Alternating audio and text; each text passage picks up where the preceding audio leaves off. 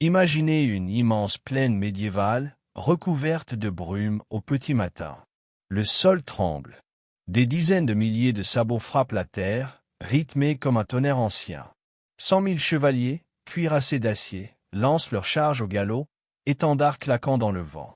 Mais cette fois, ce ne sont pas des archers, ni d'autres cavaliers qui les attendent.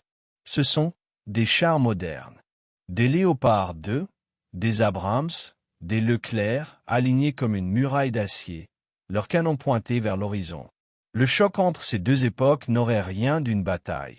Ce serait une expérience déchirante sur la puissance, la technologie et les limites humaines.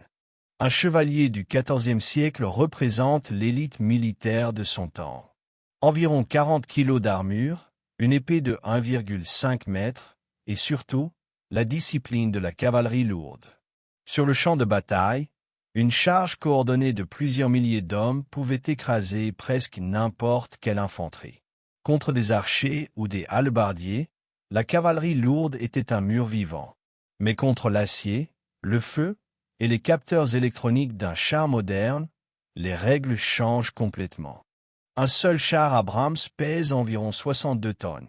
Son canon de 120 mm peut percer 60 cm d'acier à plus de 3 km de distance. Et il transporte 40 obus, chacun capable d'annihiler un véhicule blindé en une seule frappe. Contre des hommes à cheval, ce serait une surpuissance totale. Un seul tir provoquerait une onde de choc tuant des dizaines de cavaliers autour du point d'impact. Mais la force des chars ne réside pas seulement dans leurs armes. C'est la coordination. Les chars modernes communiquent par radio, repèrent les cibles avec des capteurs thermiques et peuvent tirer en mouvement. Là où un chevalier doit viser à vue, un char peut identifier un ennemi invisible à l'œil nu. Imaginons maintenant le scénario. 100 000 chevaliers médiévaux face à 100 chars modernes. Un rapport de 1000 contre 1. Les chevaliers s'élancent en vagues successives, la poussière obscurcit le ciel, le fracas des sabots monte comme une tempête. Mais à plus de 3 km, les chars ouvrent le feu. Chaque obus explose dans la foule. En quelques secondes, des centaines d'hommes sont projetés dans les airs. Les lignes se disloquent, les chevaux paniquent. Et même si les cavaliers continuaient d'avancer, ils atteindraient une zone de tir où les mitrailleuses de 12,7 mm prendraient le relais, 600 balles par minute. En moins de 5 minutes, la première vague serait balayée. Mais tout n'est pas si simple. Les chars modernes dépendent du carburant, des munitions et de la maintenance. Sur un champ médiéval sans infrastructure, ils deviendraient vulnérables après quelques heures. Un Abrams consomme 3,5 litres de carburant par kilomètre. Sans logistique, leur mobilité s'effondrerait. Et s'ils étaient encerclés, même les chevaliers pourraient trouver des failles. Lancer des torchers, bloquer les chenilles, tenter de monter sur les véhicules. Des pertes, certes, colossales, mais une résistance désespérée pourrait exister.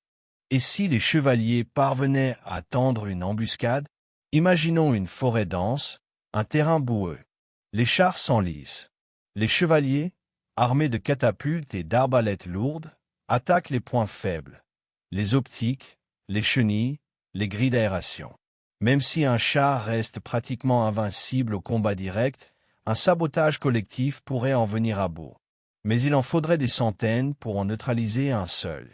En fin de compte, une telle bataille n'aurait pas de suspense réel.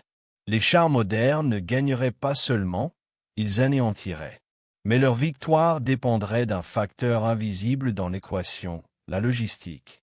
Sans carburant, sans entretien, sans coordination, même la machine la plus avancée devient un monument immobile d'acier inutile.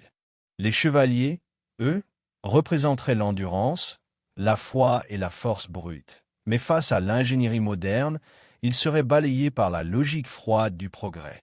Alors, peut-être que la vraie question n'est pas qui gagnerait, mais plutôt, jusqu'où ira l'humanité pour s'assurer qu'aucune bataille ne soit plus jamais équitable?